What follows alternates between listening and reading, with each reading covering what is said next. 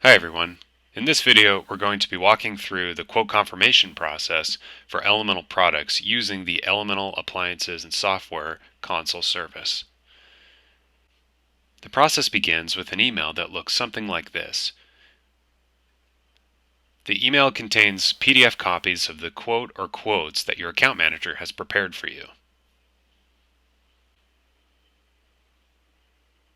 The quotes contain details such as the products you're interested in, quantity, and total discounted price.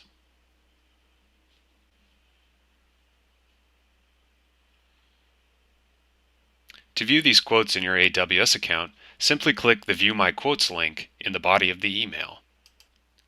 Once you've logged into your account, you'll be taken to our service's Quotes and Orders page, and your quote or quotes will appear under the Current Quotes table. To view details of your quote and begin your ordering process, click on the name. The Details page will have the same information provided to you on the PDF copies of the quotes. It's a good idea to review these details before proceeding. If you see anything that needs to be changed, simply select the Request Changes button at the top and provide us the details of what you'd like updated.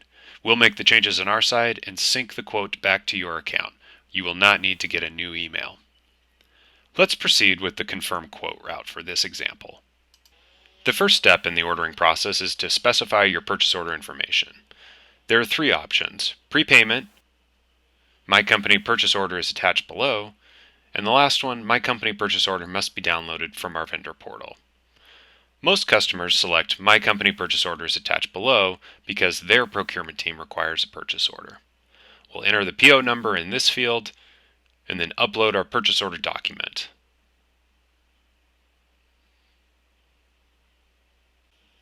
The next step is to either enter or verify your billing address information. In this example, it's our first order, so we have to enter the billing address info. In future orders, this address information will be saved. If you need this address updated in the future, simply submit a change request. Once you've entered the address information, click Next to proceed to Step 2. We specify our shipping information on this step. There are a couple options to select from under Delivery Type. The first is to request a shipping quote, which we'll provide you after you submit your order. The next option is to use your own carrier, which will provide your own carrier account information. An easy quick step is to select Shipping Information Provided on Purchase Order when this information is available on your document. And lastly, some orders don't require shipping, so the shipping not required on this order is the right selection. When we select our delivery address, we can either select from a list of previously used addresses under this account, or we can choose to add a new one.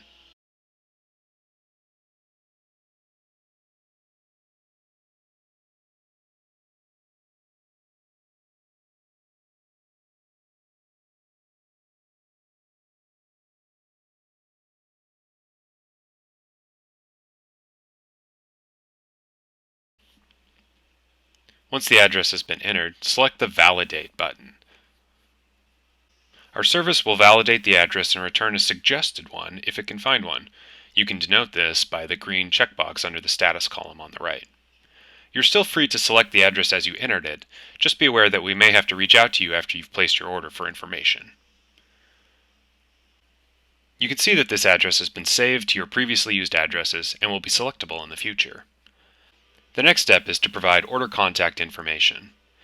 If your order includes a shipment, we'll provide this to the carrier, and if we have any questions, we'll use this information to reach out to you. Under Additional Shipping Requests, you can enter additional information needed to complete the order. For our example, it's important to list our UPS account number because we selected that we would like to use our own carrier for the shipment. The attachment screen can be used to upload additional address information or things like tax exemption certificates. If you need the items on your order to be sent to more than one delivery address, simply click the Add a Delivery Address button. Fill out the information, and be sure to specify which items should go to which delivery address. On the next step, you have the option of adding a secondary owner to the licensable products on your order.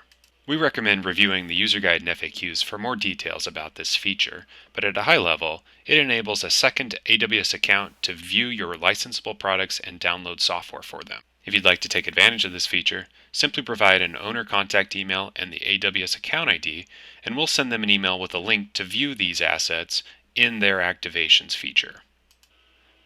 The final step is to simply review the details of your order before submitting it. You'll see information provided from the quote as well as the inputs you've provided through this ordering service.